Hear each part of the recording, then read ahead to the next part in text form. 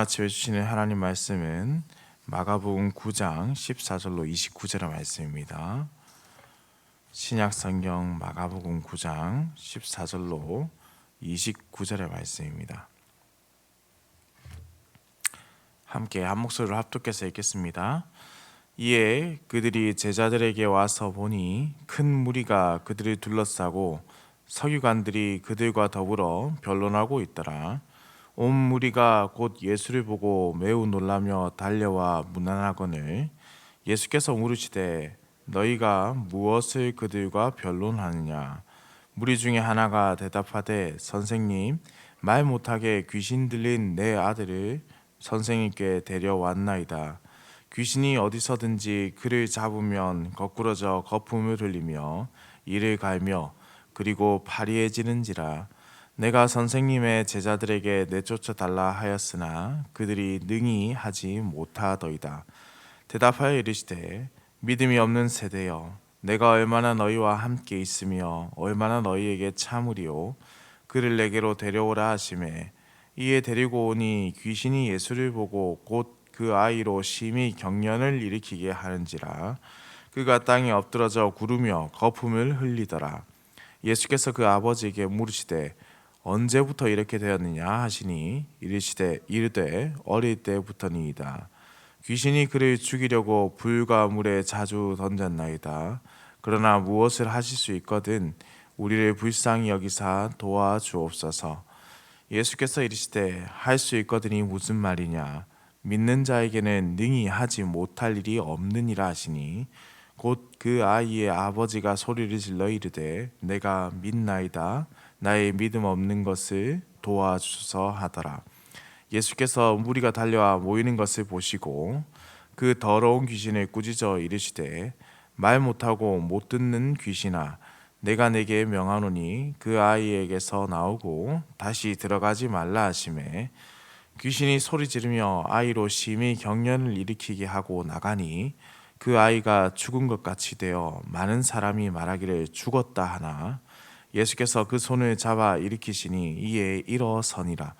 집에 들어가심에 제자들이 조용히 묻자오되 우리는 어찌하여 능히 그 귀신을 쫓아내지 못하였나이까. 이르시되 기도 외에 다른 것으로는 이런 종류가 나갈 수 없느니라 하시니라. 아멘.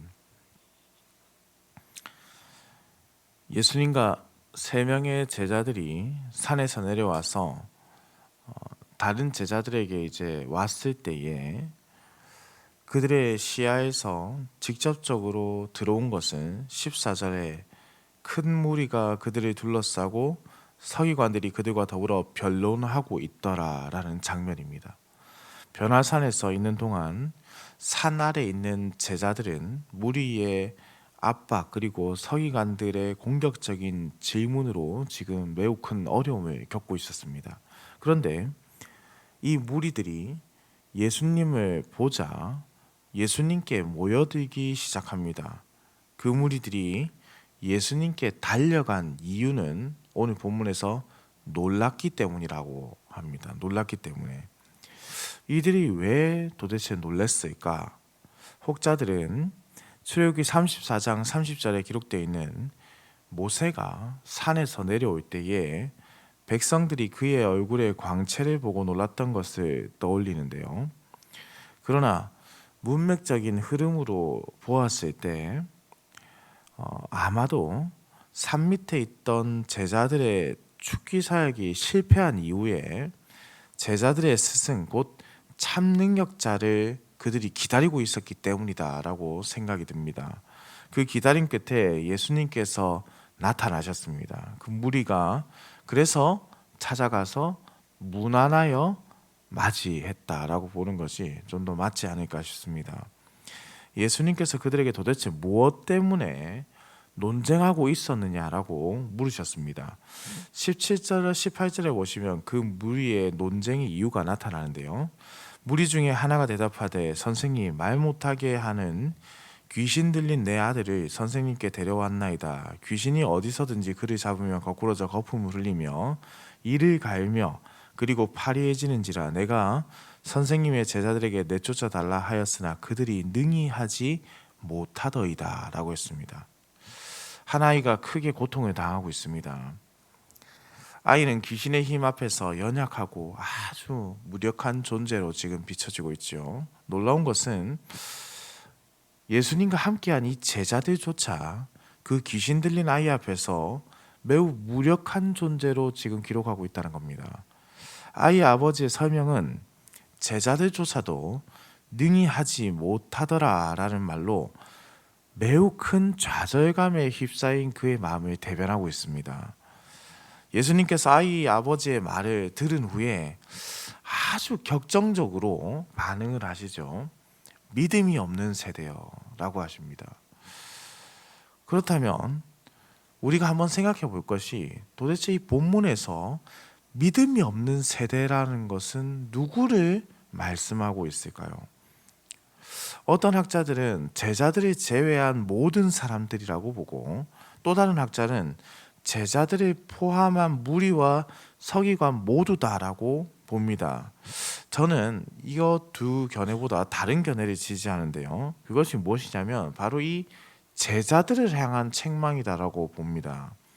지금 예수님께서 격정적으로 매우 큰 책망을 하시는 말씀이 귀신 들린 자의 아버지의 말 뒤에 나왔기 때문에 문맥상 제자들에게, 지금 이 제자들이 귀신을 쫓아내지 못한 것에 대한 책망의 말씀으로 향하는 것이 보다 이 말씀을 해석하는 것이 좋다고 보는데요. 예수님은 제자들이 행한 축기사역의 실패가 결국 그들의 믿음 없음에 무관하지 않다라는 것을 알려주고 계십니다. 앞서 일어난 이야기들을 한번 떠올려 보시기 바랍니다.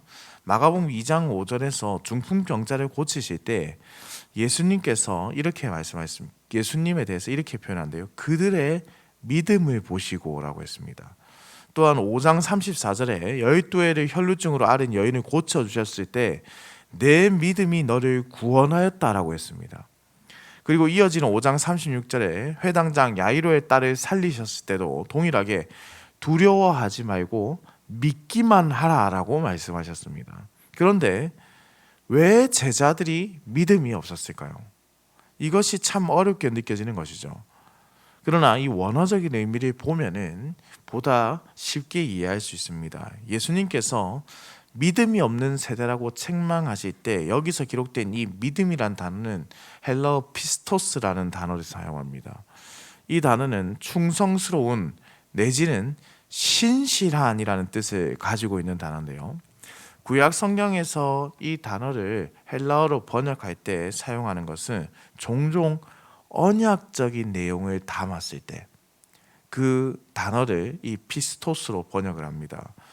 하나님을 우리의 주인으로 고백하고 그분의 말씀에 따라서 충성스러운 종으로서 그 언약을 신실하게 이어갈 때 믿음이 있다라고 증언합니다.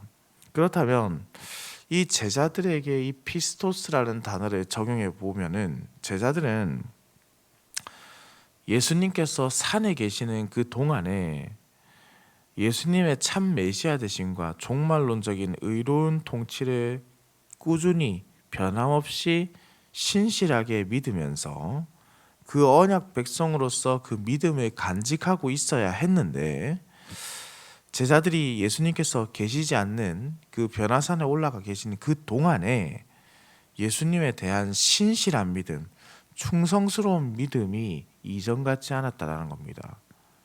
왜냐하면은 예수님께서 그들과 함께 있지 않았기 때문에 그들의 믿음이 신실하게 유지되지 않았다라고 해석할 수 있는 것이죠. 그들의 마음에 변화가 있었습니다. 그래서 예수님께서 언제까지라고 격앙된 의조로 말씀하시죠. 제자들은 예수 그리스도로 말미암아서 종말론적인 하나님의 나라의 통치 안으로 부름을 받았고 하늘의 시민권을 얻은 자의 믿음으로 이 땅을 살아가고 있었는데, 그러나 그들이 살아가고 있는 것은 믿음이 없는 세대, 곧 현 세대의 모습을 따라가고 있더라는 겁니다. 하나님 나라의 백성임에도 여전히 세상 사람들과 동일한 이 제자들을 향한 예수님의 책망은 한편으로는 큰 분노이기도 하지만 또 다른 한편으로는 너무나도 외롭고 쓸쓸한 외침으로도 보이는 것이죠. 아이가 예수께 나아오자 어떤 반응이 일어납니까? 20절의 말씀입니다. 귀신이 예수를 보고 곧 그 아이로 심히 경련을 일으키게 하는지라 그가 땅에 엎드러져 구르며 거품을 흘리더라. 그 귀신이 아이의 몸에서 매우 격렬하게 저항하는 모습이 지금 기록되어 있습니다. 아이의 아버지는 예수님께 아이를 데려왔지만은 그 제자들이 축기하지 못한 것으로 인해서 약해진 믿음을 보이죠. 그래서 22절에 무엇을 하실 수 있거든 우리를 불쌍히 여기사 도와주옵소서라고 합니다. 예수님의 반응이 어떻습니까? 예수님께서 이렇게 말씀하시죠. 너무나도 유명한 말씀이지 않습니까? 할 수 있거든이 무슨 말이냐? 믿는 자에게 능히 하지 못할 일이 없느니라. 모든 것을 만드시고 모든 것을 다스리시고 모든 것을 고치실 수 있는 유일하신 분 하나님이시기에 이 모든 일은 가능한 것이죠.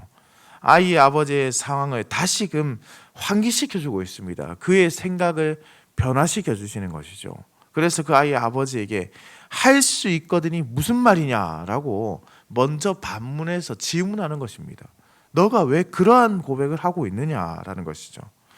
아이의 아버지는 바로 그 즉시로 소리를 지릅니다. 내가 믿나이다.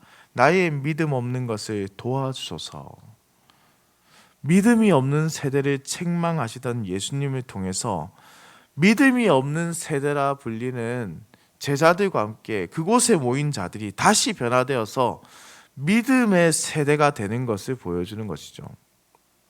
어떻게 믿음을 간직해야 하는지를 지금 말씀하고 있는 것입니다. 이 말씀을 들은 제자들도 지금 깨달아야 하는 것이죠. 할 수 있거든이 도대체 무슨 말이냐? 믿음의 세대로의 변화입니다. 이것을 보여주는 것이 바로 이 시제의 변화입니다.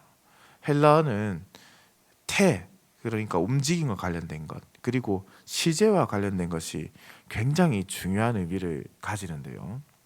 개역개정 성경에는 온전히 나타나 있지 않지만은 22절에서 사용된 이 도와주소서라는 단어와 24절에서 기록된 이 도와주소서라는 단어가 동일한 단어이지만 시제가 다릅니다.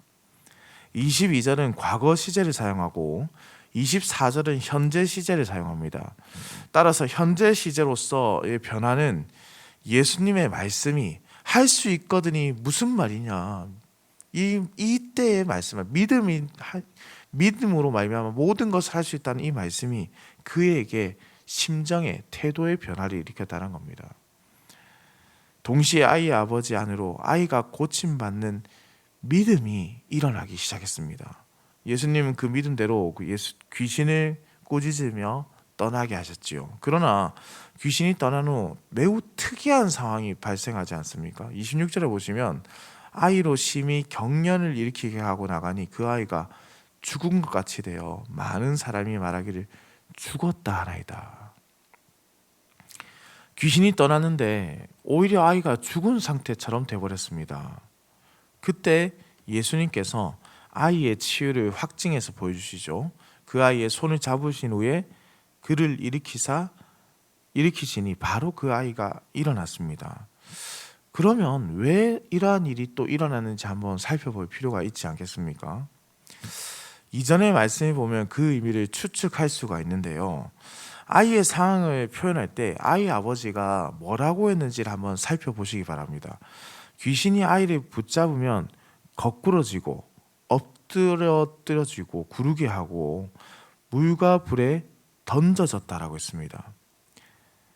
그러나 이 귀신과는 대조적으로 예수님은 그 아이를 일으키시는 분이시죠.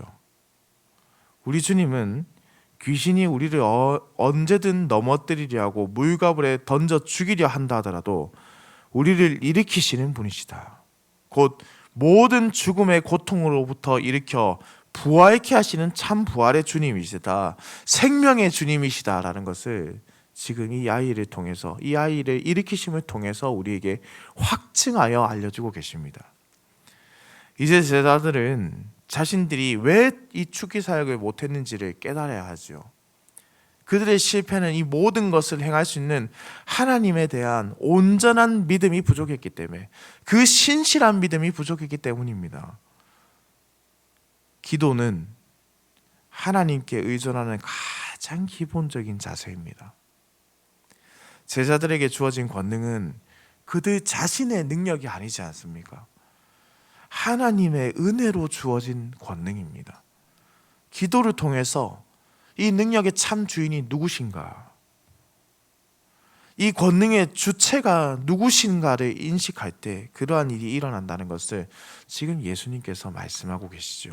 사랑하는 흥덕 향상교회 성도님들, 아이들이 찾아왔습니다. 고통 가운데 있는 아이를 보는 아비의 마음이 도대체 어떻겠습니까? 그의 고백에서 그 아픔이 그대로 느껴지지 않습니까? 우리를 긍휼히 여겨주십시오. 아픔을 가지고 살아가는 자들뿐만 아니라 가족들도 이 모든 고통으로부터 자유로울 수 없다라는 것, 우리를 긍휼히 여겨주십시오 라는 이 말 속에서 이미 모든 그 아이의 아버지의 아픔이 느껴지지 않습니까? 또한 우리가 이 본문을 통해서 깨닫는 유익이 이렇습니다. 아이의 아버지는 믿음의 사람으로 변화되는데, 흥미로운 것은 그가 믿음을 가진 후에 한 첫 마디가 나의 믿음 없음을 도와달라는 거였습니다.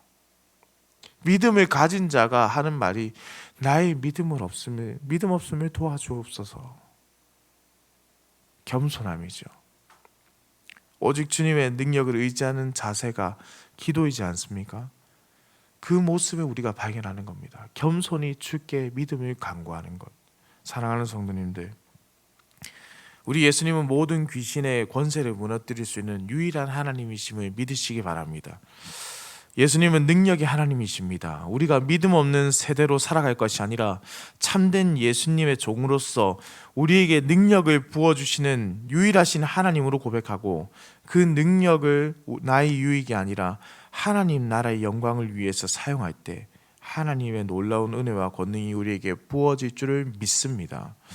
우리는 기도만이 우리의 문제의 답임을 또한 깨닫습니다. 기도의 자리에서 우리의 주인이 누구신지를 깨닫기 때문이고, 우리의 믿음 없음을 깨닫기 때문이고, 우리 삶의 자세가 얼마나 그릇되었는지를 깨닫기 때문입니다. 그러니 함께 오늘 이 시간 우리가 마음을 다하여 기도하길 소망합니다. 오직 우리 주님만이 우리의 주인 되심을 믿으면서, 우리에게 행하실 놀라운 일들을 기대하면서, 우리가 믿음 없는 세대가 아니라 믿음의 세대로 변화된 자답게 살기를 소망하면서 이 기도의 시간에 더욱 우리 주님의 손을 붙잡기를 소망합니다. 또한 병든 자, 아픔을 가진 자의 가족들도 얼마나 큰 고통을 가지고 살아갑니까? 우리 주변에 여전히 고통당하고 있는 여러 성도들, 또한 그들의 가족들, 우리가 함께 주님께서 치유하여 주옵소서. 하나된 교회로서 함께 우리가 한 마음으로 기도하는 이 시간이 되기를 우리 주님의 이름으로 축원합니다. 기도드립니다. 사랑과 은혜가 풍성하시며 인간의 생사화복을 주관하시는 살아계신 우리 하나님 아버지, 지난 간밤에도 급하고 어려운 소식 없이 우리를 지켜주셨다가 이렇게 아침을 깨워 주의 전으로 불러주시니 감사와 찬송을 올려드립니다. 연약하고 부족한 인생, 우리 주님만 의지하며 기도하오니 우리에게 능력을 주시고 하나님의 평강 가운데 살아가도록 성령께서 늘 인도하여 주시옵소서. 하나님 아버지, 우리의 믿음 없음을 꾸짖어 주옵소서. 우리에게 부족한 것이 너무나 많으니 주께서 꾸짖으시고 그 꾸짖음 뒤에 믿음의 변화가 일어나도록 깨닫게 하는 은혜를 더하여 주옵소서. 우리가 믿음의 세대로 자라가도록 늘 기도하는 자리를 사모하게 하시고 주의 말씀을 사모하는 열심을 우리에게 또한 허락하여 주시옵소서.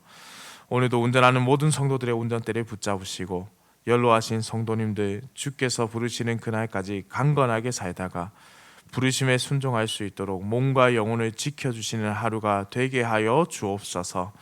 또한 병마로 인해 고통당하고 있는 자들이 있습니까? 그들의 가족들 또한 당하는 고통을 우리가 감히 상상조차 하지 못하오니 주께서 그들을 위로하시고 그들을 고치시고 상한 마음에 주의 성령의 은혜와 치유하심의 권능을 더하여 주시옵소서. 감사해 드립니다. 살아계신 우리 주 예수 그리스도의 이름으로 기도드립니다. 아멘.